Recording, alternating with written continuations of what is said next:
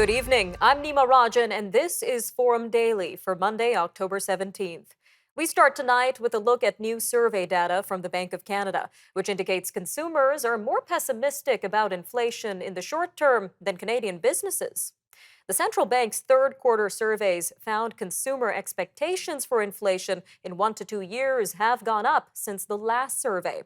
However, expectations for 5 years out have eased to near pandemic levels. Business expectations for inflation in the short term have eased as they expect wage and price growth to slow but remain over the Bank of Canada's target. The surveys also show that most consumers and businesses expect Canada to enter a recession.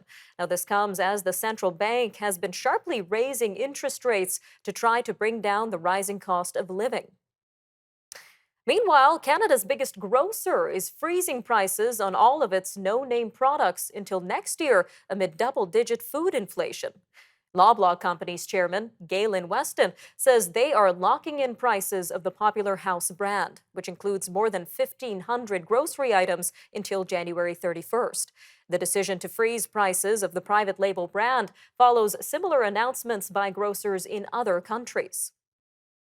Turning to the Emergencies Act public inquiry, which heard first-hand testimony from Ottawa City Manager Steve Kanellakis. The committee heard about the efforts he made to help peacefully resolve February's Freedom Convoy protest. He talked to some of the convoy organizers in a secret meeting in early February, and he says the decision to declare a citywide state of emergency was in consideration once officials realized that the convoy wouldn't be leaving. Well, this comes as the RCMP has refused to release the badge numbers of the officers who cleared the so-called Freedom Convoy protesters from Ontario's Ambassador Bridge. Now, this was due to the potential for violence from convoy supporters. Internal documents revealed that RCMP Commissioner Brenda Lucki approved the decision. RCMP spokeswoman Robin Percival released a statement on this, which said that the force withheld the information because it could reasonably expect to threaten the safety of officers. In February, protesters fighting COVID-19 health measures blocked the border crossing for nearly a week. On the East Coast, officials in a Newfoundland refinery say one of the workers injured in a September 2nd explosion at its facility has died. The blast happened at the Come By Chance refinery, which is about 150 kilometers west of St. John's, and it sent 8 people to hospital. One of the injured workers remains in care, while the 6 others have been sent home. A strike notice may be on the way in Ontario. The Canadian Union of Public Employees says their 55,000 education worker members in Ontario will be in a legal strike position as of November 3rd. They say a conciliator has issued a no-board report, which the union requested on October 7th, saying that the talks were at an impasse.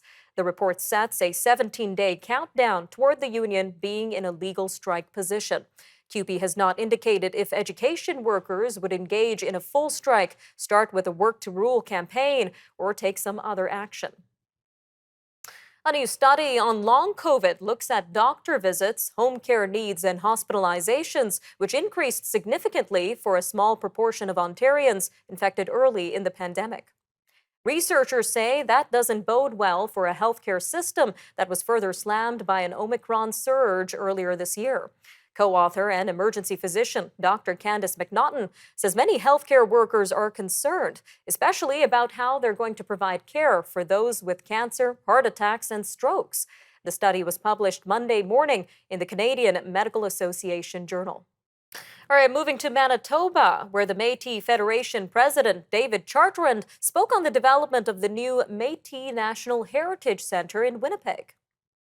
He said the development site is, quote, the corner where all roads westward began. The federal and Manitoba governments announced the construction of the centre over the weekend.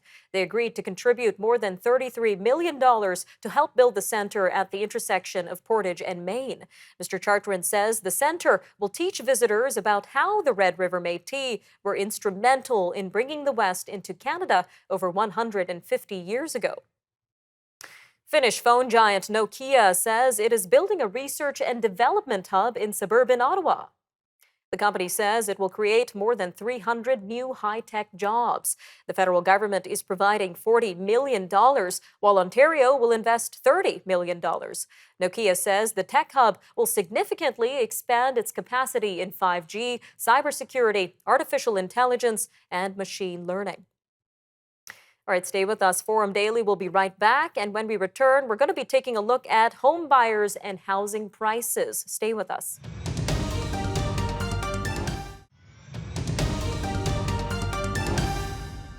As housing prices and sales continue to drop from the previous year, new numbers from the Canada Mortgage and Housing Corporation confirm predictions of a continued drop in prices in 2023.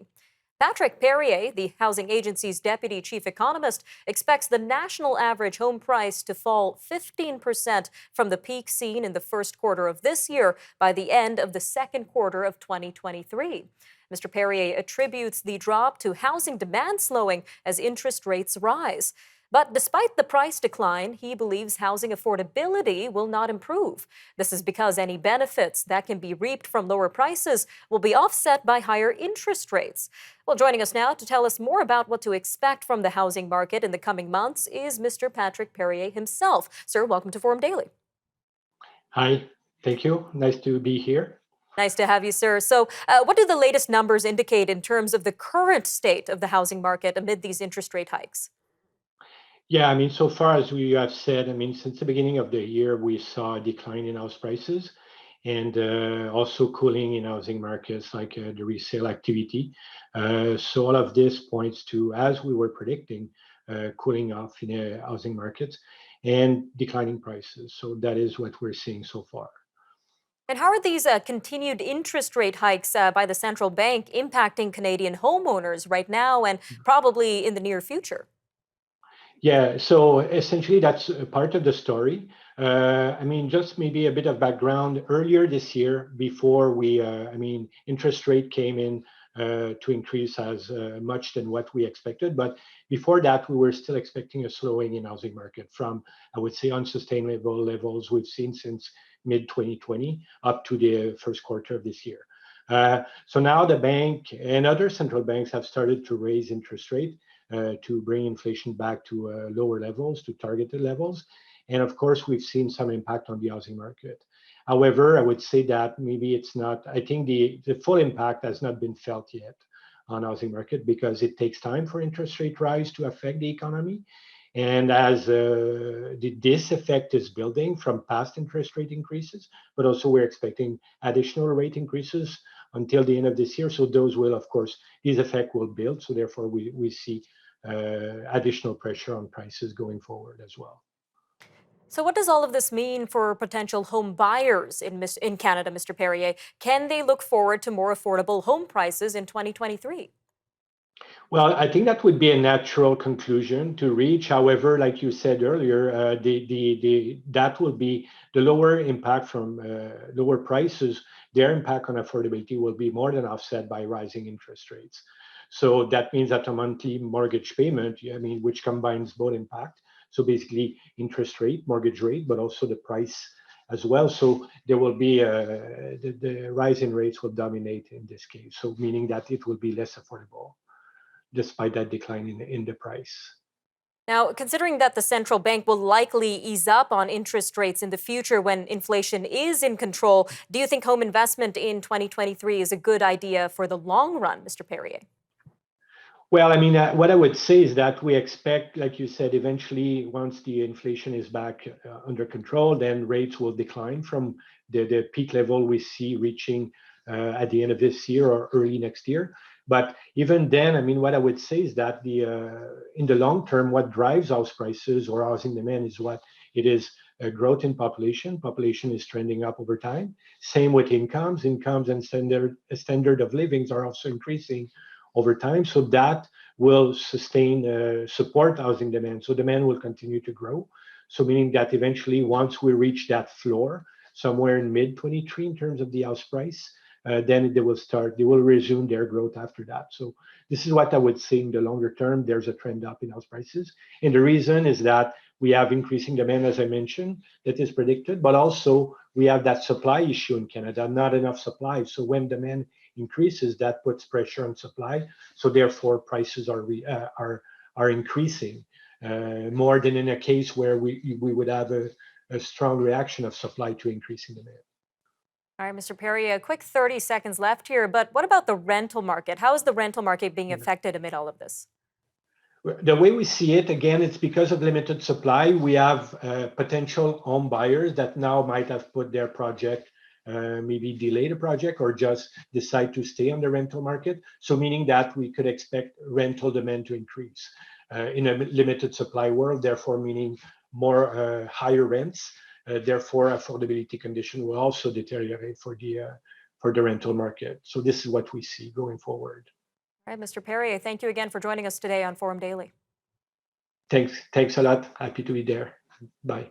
Stay with us. We'll be right back after a short break on Forum Daily News.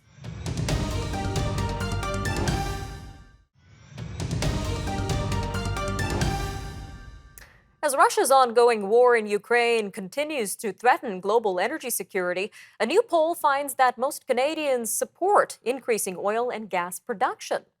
Now, this is according to a Leger poll conducted for think tank secondstreet.org. It finds that over 70% are in support of boosting domestic production to reduce the global dependence on Russian supply. The poll that was released last week also shows that over half of Canadians agree that Canada could help European countries. Now this, if the government approved more gas production and pipelines. All of this comes amid growing fears of an energy shortage in Europe over the winter months.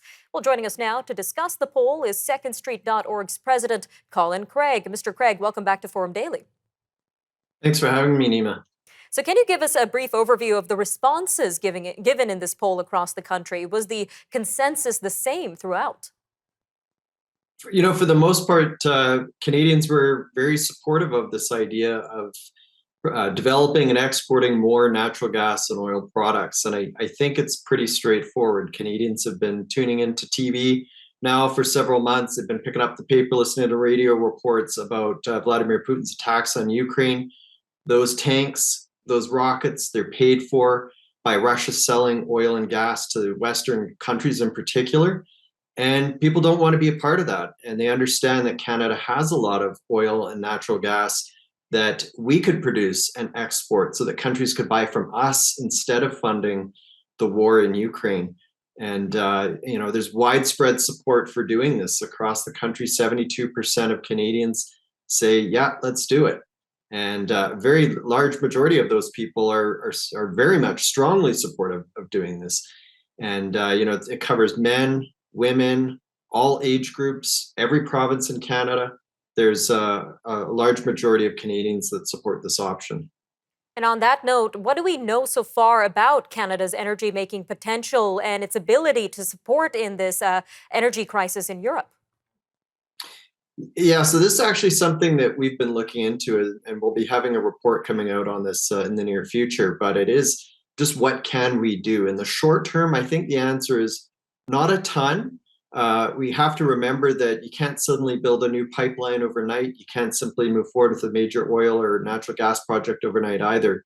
But when you start to look at the medium term and long term, I think there's definitely an opportunity for Canada to produce and export a lot of resources so that the world doesn't have to buy from Vladimir Putin. I think people really need to think of this. It's not a short-term problem with Russia and Vladimir Putin. You know, if he magically pulled out all his troops right now, who would want to buy oil from his regime, say, a year down the road or 5 years down the road? I think they've proven that they're not trustworthy. And the world's going to be needing to look at alternative suppliers. And I think that's where Canada could play a role.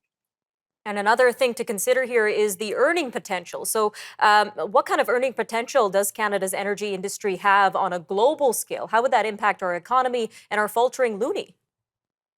It would be huge, absolutely huge, if we started to approve more projects, not just to get oil and natural gas out of the ground, but to also improve the pipelines so we can get those resources to the coast. That's what we don't have right now. This is why we can't export enough of our resources to other countries. We simply don't have the pipeline capacity to the coast. So if we did have that, we could make a lot of money as a nation, create a lot of jobs, there'd be a lot of tax dollars. And I think one potential benefit would be if you're concerned about the environment, two things. One is that when you replace coal power in other countries with natural gas, that's good for the environment because natural gas is a lot more cleaner burning. The second benefit for governments is they could take a lot of this, the tax dollars that they receive from selling these resources, and use them to develop technology to reduce emissions. So I think there's a real opportunity here for us to help the environment, help the world's geopolitical situation, and create a lot of jobs and make a lot of money for governments at the same time. All right, Mr. Craig, a quick 30 seconds left here, but some say Russia is using energy as a weapon of war. So if Canada were to invest in this, how would this impact Canada's role in this ongoing fight in Ukraine? Well, Canada's been a peaceful nation for hundreds of years. This is an opportunity for us to continue with that role. We are an ethical supplier of oil and natural gas. And if we can build the capacity, the pipeline capacity to get those to other countries, then they can choose. Buy oil from Russia and you're helping to fund tanks and rockets, or buy from Canada and you're helping a country develop technology that helps reduce emissions, and it's a peaceful country. Lots of things to consider. Mr. Craig, thank you again for joining us today on Forum Daily. Thanks, Nima. Stay with us. We'll be back after a short break. And when we return, of course, we're going to be taking a look at the major news and headlines coming from around the world. So stay tuned. Forum Daily will be back.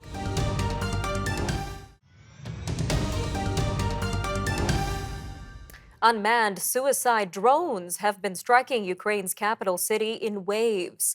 The ramped-up attacks from Russia have sent some residents running for cover, while others attempt to shoot the drones down. The Russian assault has frayed the nerves of already war-fatigued residents and soldiers. This comes as blasts echo across the city. Authorities say at least 4 people have died from the strikes. Previous Russian airstrikes on Kyiv were mostly with missiles. Meanwhile, the European Union has approved a military training program set to benefit thousands of Ukrainian troops. The aim is to train almost 15,000 Ukrainian troops in Poland and Germany starting in mid-November. The 27-nation bloc has also given the go-ahead to another $486 million in funds. This will be used to help supply weapons and other military supports to Ukraine. China's ruling Communist Party says it has brought formal criminal corruption cases against 553 members of the party. The CCP has 96 million members and runs its own internal system for keeping them in line. Now seeking a third term as head of the party, government, and military, Xi Jinping has made fighting corruption a signature of his administration. The death toll following a blaze at Tehran's notorious Evin prison has hit at least 8 prisoners, according to Iran's judiciary. It says that the prisoners who were being held on theft charges succumbed to their injuries from the incident on Saturday night. Flames and thick smoke rising from the facility had been widely visible. This came as nationwide anti-government protests, triggered by the death of a young woman in police custody, entered a 5th week. Some big changes are coming under new UK Treasury Chief Jeremy Hunt. He has reversed most of an economic package announced by the UK government just weeks ago. Now, this reversal includes a planned cut in income taxes next year. Mr. Hunt also signaled today that public spending cuts are on the way. The move comes in a bid to soothe turbulent financial markets that are spooked by fears of excessive government borrowing. South of our border, a new poll shows 71% of U.S. voters think the future of the country is at stake when they vote in next month's midterm elections. Now, that's according to a new poll from the Associated Press Nork Center for Public Affairs Research. The findings suggest voters on both sides of the political spectrum are motivated to turn out. This comes despite deep pessimism about the state of U.S. politics and dissatisfaction with the country. Officials in Nigeria say the death toll from this year's flooding has now risen to 603. Authorities have called the floods the country's worst in more than a decade. They are blaming the disaster on unusually heavy rainfall and the release of excess water from the Lagdo Dam in neighboring Cameroon. More than 1.3 million people have been displaced by the disaster, according to Nigeria's Humanitarian Affairs Minister. At least 340,000 hectares of land has also been affected. This is worsening fears of food supply disruptions.